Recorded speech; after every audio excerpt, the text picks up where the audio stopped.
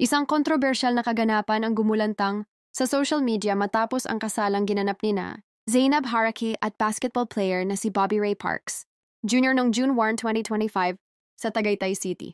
Ngunit sa kabila ng kasiyahan, isang malaking tanong ang bumalot sa publiko. Bakit nga ba hindi imbitado ang ina ni Zainab sa kanyang sariling kasal?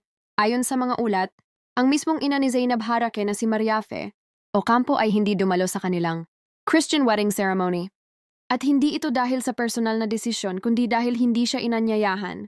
Isang netizen pa nga ang nagbahagi ng karanasan kung saan nakita nila si Mariafe sa isang convenience store sa Cavite noong mismong araw ng kasal.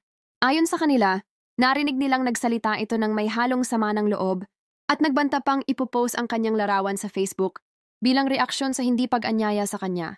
Sa isang panayam, kinumpirma mismo ni Mariafe Ocampo ang balita.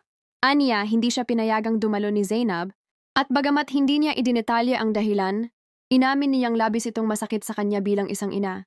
Sa kabila ng lumalalang isyu, nananatiling tikom ang bibig ni Zainab Harake. Wala pa siyang inilalabas na opisyal na pahayag tungkol sa hindi pag-anyaya sa kanyang ina. Maraming netizens ang nagpahayag ng simpatya para kay Mariafe. Ang ilan ay umaasang magkakaroon pa rin ng pagkakataon ang mag-ina na magkaayos sa kabila ng lahat. Ang kasal ni na Zainab at Ray ay dinaluhan ng humigit kumulang 100 bisita mga piling kaibigan at kaanak.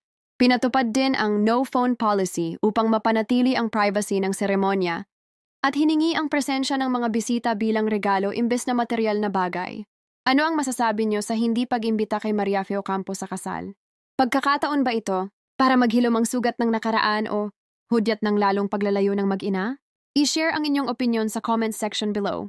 And na huwag kalimutang mag-like, share, and subscribe para sa iba pang showbiz updates.